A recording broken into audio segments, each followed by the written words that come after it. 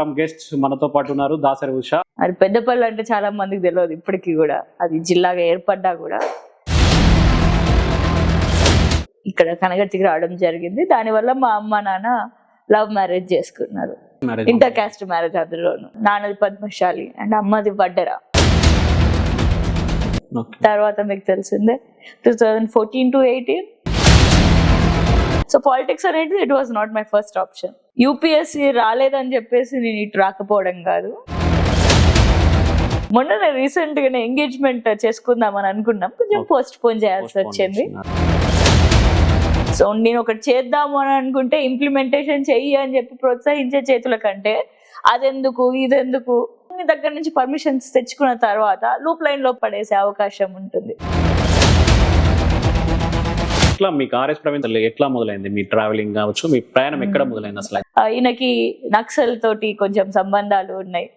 నాన్న explosives dealer అన్నమాట. So explosives అంటే మళ్ళీ ఇక్కడ కూడా బాంబులు.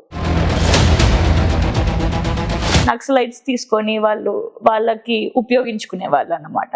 సో నాన్న ఎక్స్ప్లోజివ్స్ ఫీల్డ్ కాబట్టి ఆయన గోకుల్ చాట్ దగ్గర బాంబ్ బ్లాస్ట్ జరిగినప్పుడు ఎక్స్ప్లోజివ్స్ ఎట్లా మ్యానుఫ్యాక్చర్ అయితే, అసలు ఎక్స్ప్లోజివ్స్ ఎట్లా వర్క్ అయితే అని చెప్పేసి నాన్నకి ఎవరో ఒకళ్ళు కావాలన్నమాట. నక్సలిజం వేరు, టెర్రరిజం వేరు. దాని తర్వాత పరిటాల రవి గారి హత్య జరిగింది. అప్పుడు Praveen Kumar sir SP.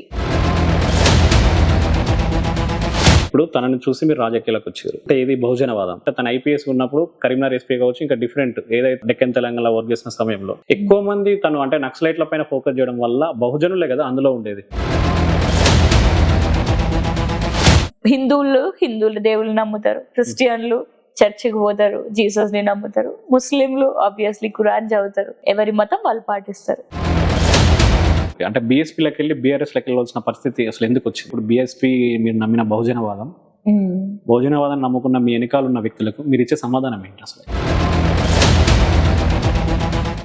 So ఈ విధంగా ఆగస్ట్ లో కూలిపోతుందని చాలా మంది విశ్లేషకులు అంటున్నారు. దీనికి భయపడే రేవంత్ రెడ్డి గారు కూడా గేట్లు ఓపెన్ చేసిండ్రు అని చెప్పేసి కూడా అంటున్నారు.